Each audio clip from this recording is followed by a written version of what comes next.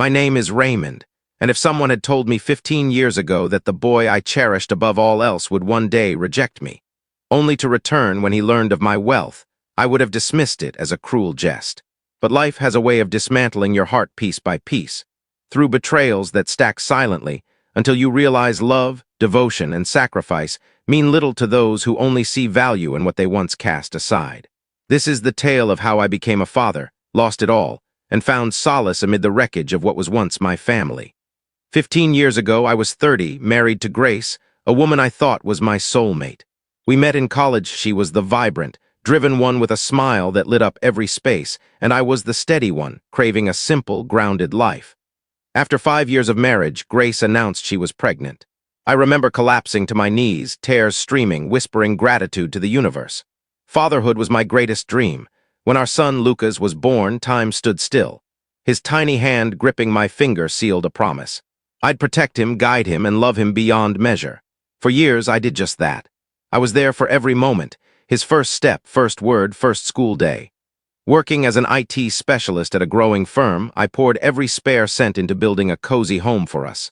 Grace worked part-time as an event coordinator, but as Lucas grew, her late nights became more frequent.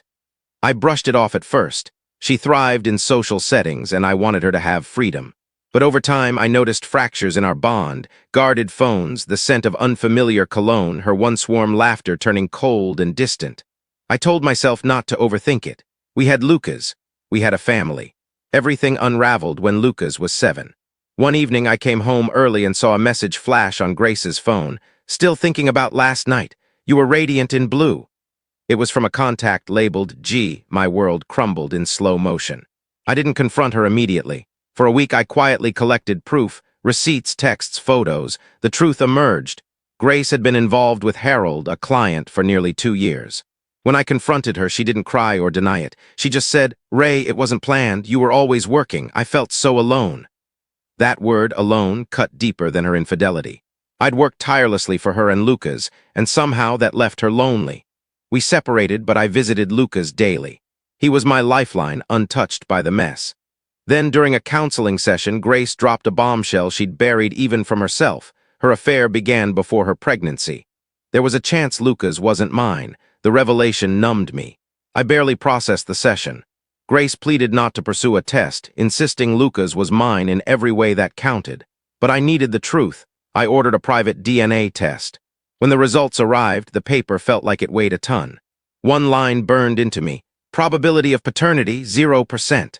Lucas wasn't my biological son. I stared at the results until my tears smudged the ink. Every memory, every smile, story, and proud moment was built on a lie. Grace broke down when I told her I knew, but I was beyond anger, just hollow. We divorced soon after. Lucas was 8 when it was finalized. The court ruled I owed no child support since I wasn't his father, but I refused to abandon him. Biology didn't matter. He was my son. I supported him financially and emotionally, attending his school events, spending weekends together, teaching him compassion and resilience. Grace began dating Harold openly, and he became a fixture in Lucas's life. I tried to share fatherhood, even if it stung. When Lucas was 10, Harold moved in and things shifted. My once affectionate boy grew distant. Hugs became brief, conversations curt. By 13, he stopped calling me Dad, switching to Ray. One night, he said words that shattered me. "Harold's my real dad anyway. Why do you even bother?" Grace had told him the truth, but instead of shielding me, she portrayed me as a clingy man who couldn't move on. I sat in my car that night, clutching the steering wheel, trembling. I vowed to keep loving him because that's what fathers do. But love can't thrive where resentment festers. By 15, Lucas barely acknowledged me.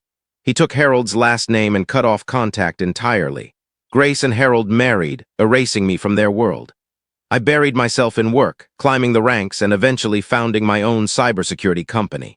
It took relentless effort and countless setbacks, but by 45, I'd built something extraordinary, something that gave me purpose. I never remarried. Trust was a concept I'd forgotten. Then, out of the blue, a message arrived. "Hey, Ray, it's Lucas. Can we meet?" I stared at it for an hour.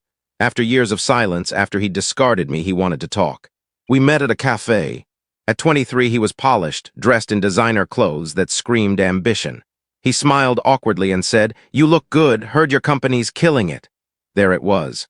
He soon admitted things weren't great. Harold had left Grace, money was tight and he was struggling. He spoke of reconnecting, a fresh start, but I saw it. He wasn't seeking forgiveness, but opportunity. For the first time, I saw not the boy I raised, but a man shaped by deceit and choices I didn't make.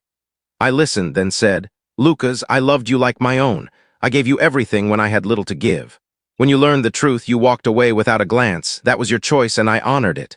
He looked down, guilt flickering briefly. "I was a kid," he mumbled. "Maybe," I replied softly. "But now you're an adult, and I've learned love isn't a tool people can wield when it suits them."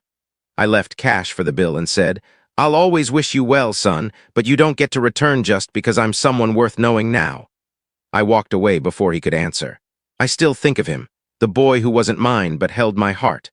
While I'll never reclaim those lost years or the innocence I once had, I gained something greater. Fatherhood isn't about blood, but loyalty. And loyalty means nothing to those who only return when the world applauds you.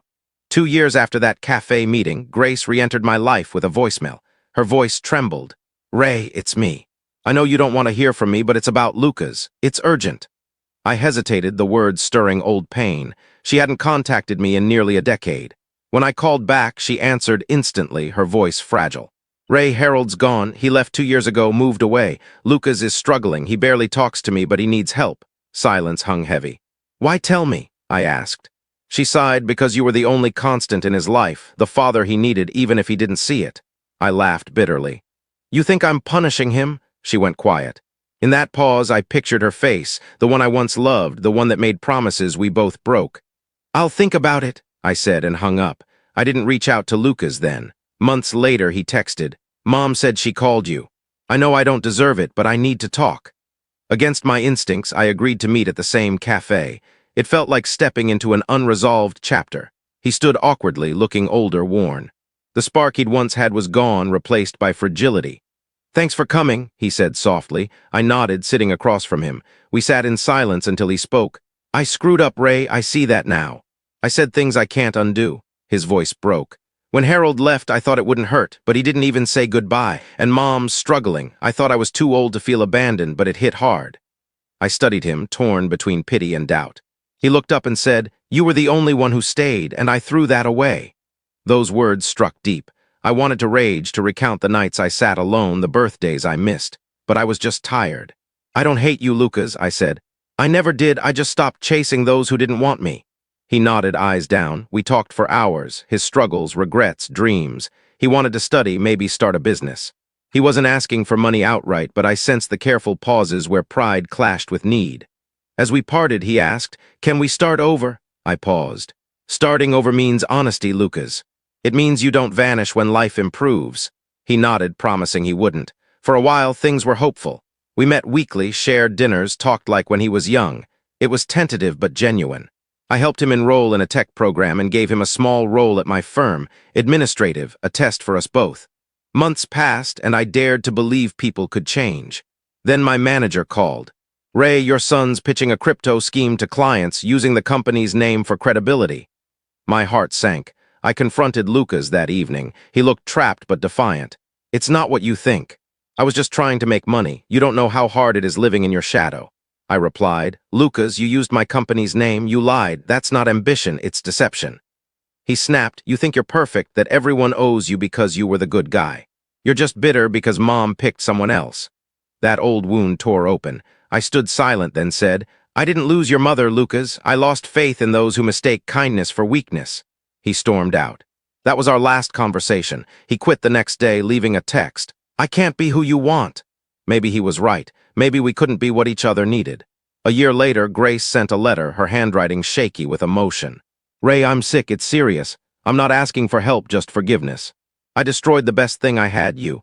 I raised a son who carries my mistakes. If you see him, remind him you were his true father. He knows it, even if he won't say it. I'm sorry, Grace."